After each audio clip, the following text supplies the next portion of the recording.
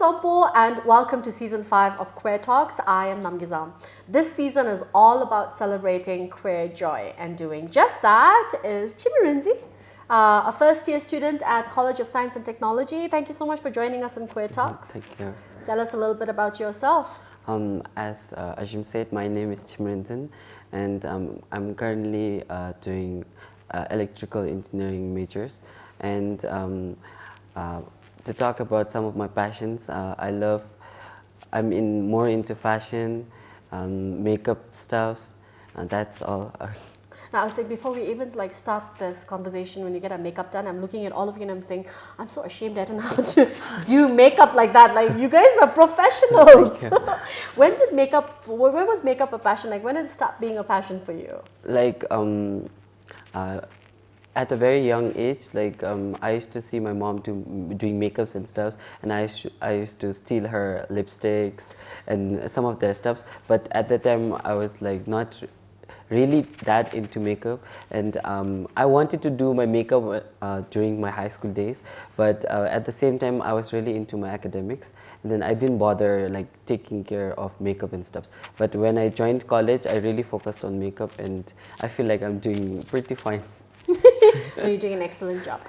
Okay, do you think that your revival of the interest in makeup happened after you embraced who you fully were? Yes, I think that because when I was young, I couldn't identify myself. Right now, I identify myself as gay, and I got my interest into makeup and stuff when I fully started to accept myself, and I wanted to look pretty. And when I was young, I couldn't do the things I wanted to, but right now I'm expressing my childish nature, wearing clips, doing makeup and stuff, and looking pretty in the environment. I heard you have a huge following on TikTok. You're a bit of an influencer yourself. How did that happen? At first I started that TikToking just for fun, and then after that I wanted to go live. I wanted to speak with people. A person like me, I've suffered from anxiety. I wanted to make friends, and then I wanted to go live, and I was trying to get 1,000 followers, and I got 1,000 followers after a few days and stuff, and I wanted to show them how I live my lifestyles and all. And then I think the people got interested into my contents and all, and then from there I got motivation. And then the TikTok platform is a very good place for me to speak with people, and I feel very relieved when I'm there. Oh, that's wonderful to hear, this positive side of TikToking, because you usually are so used to hearing all the negatives about it, right? Even in the media these days, the news is all about how TikTok isn't a great place to be. It's been banned in the US and all of that. But I love to hear this side of how TikTok is a safe space for you. Even the people you interact with, they're encouraging, they're supportive. And are they also from the queer community, or do you have heteronormative people who are? It's a mixture of all the orientations and all. And I have not faced that much of discrimination, and I really appreciate how our country has changed. Because when I was young, I used to watch other people LGBTQI+ people going TikTok and all, and then I used to see a bunch of negative comments, and I'm like, oh, it's changed now. Everyone's giving good compliments, but there is a black sheep, no? That thing comes and then says something, but I don't know how, but that person has to leave because the audience, they roast that person. Oh, nice. So you don't have to do anything from your side, but there's a community that supports you and fights for you. I find that amazing. But at any time, did you feel there were these certain negative comments, etc., that you felt really negatively impacted you, or did you not have that experience because you're online and you have a following? I feel I grew at once, a drastic change. When I was young, 19, 18, at that time I used to really take the comments very seriously, people calling that harsh words and all. But I think I grew, and then I literally don't care about what people talk about me. It's just that I feel that if there's someone talking bad about me, and there's someone talking good about me, so I think that it's not affecting me at all.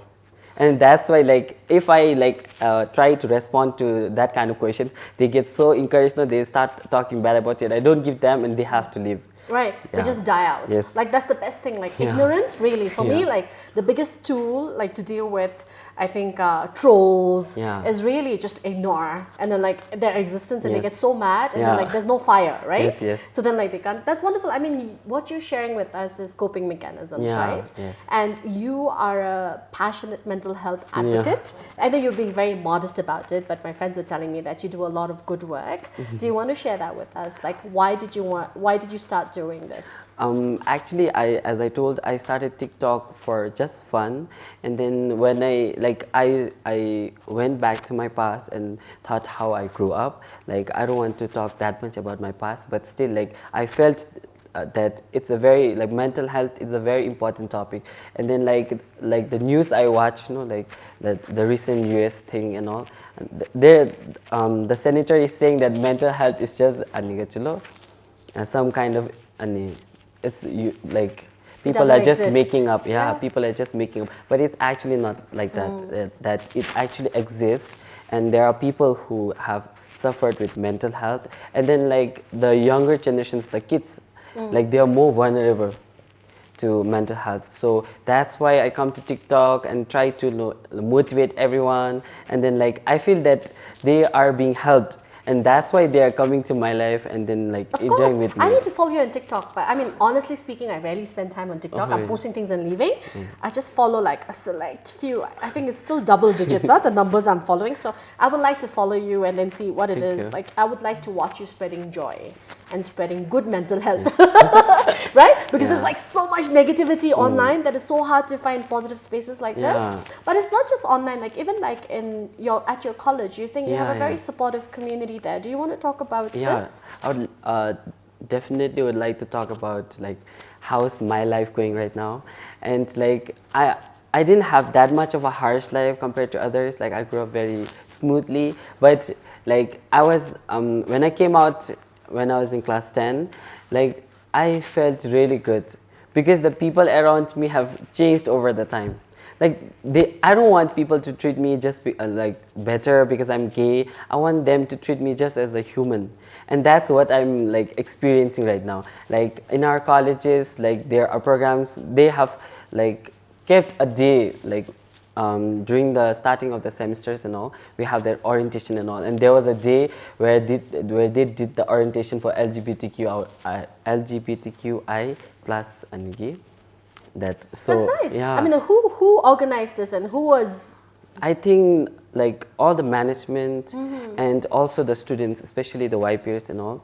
And I felt so good that time because they were also talking about the rights and all. And none of the people in the college like ever made me feel that I'm gay or something like that. I just felt like I'm a normal human Normal, being. like it Yeah. doesn't matter what your sexual Yeah. orientation or gender identity Yeah. is, and that is the space we Yeah. want, Yes, right? Like yes. you're just normal, like everybody Yeah. else, and I love that CST. I mean, I think you've just like risen to #1 college in Bhutan for me because of this, and I Yeah. love that, like you sharing this and the fact that you have such a supportive community. Yes. Because I've just had a conversation with Chimmi where he was talking about barriers to education for people who identify as being queer in Bhutan, and to hear this is so heartening. Yes.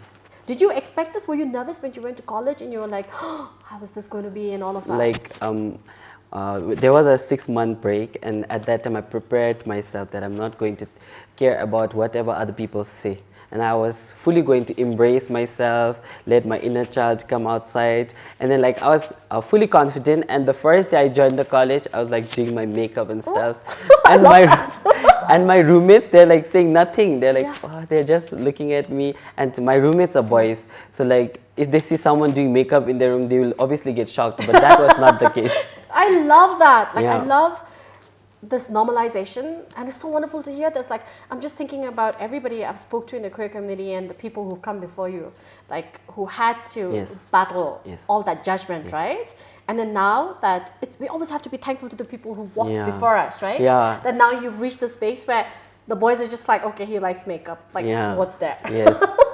And sometimes they give me gifts like makeup stuff. The guys? Yeah. I And love like, that. I'm like so shocked. Like, how did you know about that? Like, Yeah. and some boys be like, Chimmi, I watched your live. You have that sleeping mask, something on your lips. I want to apply that. Yes, I love that. Like in my time when I was growing up and I was your age, I know Yeah. you think you're so old, but you're not. We called men like that like metrosexual, like people who like to take care of the skin like women do, and we have like usually like women-oriented things, Yes. right? Like the cosmetic industry. So I like men embracing that because it shows a certain confidence also, Yes. right? Like you're not insecure about who you are just because Yeah. you're doing something doesn't make you lesser of a man. Yes. I love to hear that. I want to also ask you to talk about what you shared with me about how you blogged about coming out, and do you want to? Yes, I want to speak about that. Like when I was young, at the very like I heard some people saying, very great people saying, I don't want to name them, but they're saying that it's kind of mental illness to be gay, and there is no such like thing. And then it's not like that. I want to tell to all the audience, like I knew that I was gay at a very young age, like 5, 6, some that, but I didn't know the word gay, but I knew that I love boys. And then like at that time I used to, like, my parents used to do business and all, like they used to sell usually sandals and that skirts and all, and I used to wear that, and my parents used to think that I'm a kid and then like he's just playing with them, but actually I was like enjoying that thing. And later on, like it was a very discriminative society at that time, and I was suppressing myself to be like a boy. And Accepted as a yes, boy. Yes. And at that time, like I was more into academics, so I did not care that much about my sexuality, to be honest. And like I have not faced that much of discrimination from teachers, my peers. Actually, like they used to treat me normal at a very young age also. But there are some few people like seniors and all, and juniors also, and they throw that kind of bad comments and all. And I don't used to mind, but there are some part of my life that I suffered, but like I want to talk more about the positive things. And I joined class 10, and then I saw Achu Chile Gelsin. He was on TikTok. I was like, wow, look at this Achu, he's embracing himself. And I was like watching all of his TikTok, and I contacted him on TikTok, and then I came to Thimphu and I met him, and he was telling, I do this, I'm doing that. I was like, I should also do that. Like I'm not getting inspired to be gay, but like to embrace True. myself. Exactly. Yes. I love that you're saying I'm not being inspired to Yeah, be gay. some people might think that like it's some kind of fashion, Like and a all. contagious Yes, disease or yeah. something, I know. It's yeah, actually not like that, but some people are closeted, so like they need some guts to come outside. Right. And then I really appreciate Achupema and all. I saw them on social media, and then that's how I came out. And then like it was class 10, and then my sister, she's really like confident. My sister, I mean, she's transgender, my own sister, and she was very girly since her childhood. And then I used to force her not to do that because like the society was very harsh So to you were being us. protective. Yes. And she never listened to me. And when it was class 10 and we had that break, and then at that time we were in the room, and I said, her name is I'm gay. And she was like, what? No, you cannot be gay. You're straight. Like she was literally saying that. I was like, no, I'm gay. And then like she did not accept that for a week. And after that, our bond was so good. And when I was about to come out, I blocked all of my friends, but I kept only one of my friends, my best friend. And then I blocked everyone. And then like I came out on social media that I'm gay, kind of a thing. And then at that time, that one friend that I didn't block calls me and said, Chimmi, let's go for a walk, something like that. I thought that he was going to comfort me, something like that.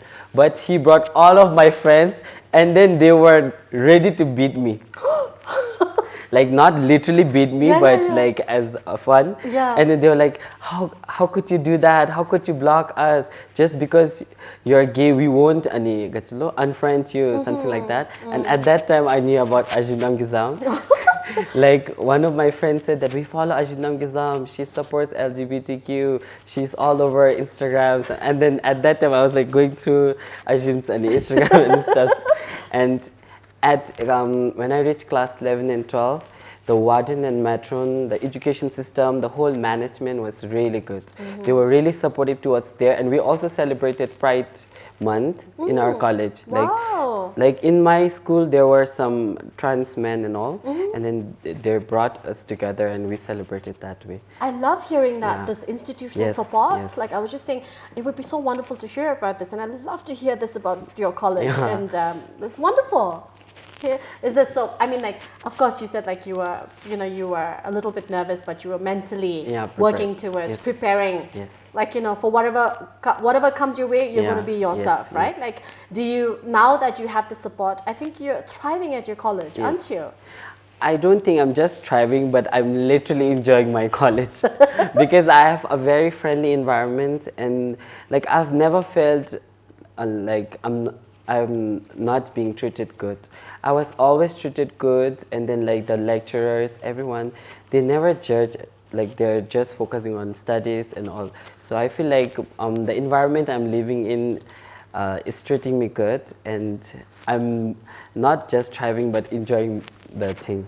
I love to hear that. Chimmi, I know you said like there was also a difficult part in your life, but then you've overcome that, and you don't want to focus on that because you want to talk about living fully as a queer person, right? Is there anything you want to share with people who are watching you, like just how you found me, right, on Instagram, and you felt like, I think, validated in a way, but like, is there anything you want to share with other queer Bhutanese, even like heteronormative Bhutanese, like anything you want to say?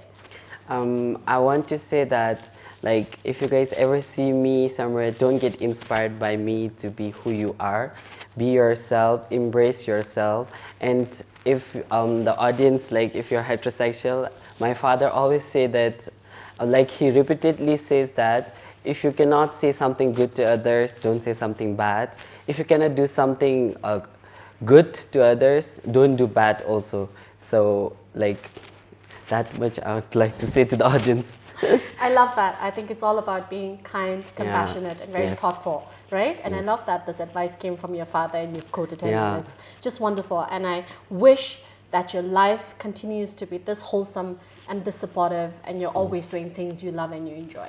Thank you.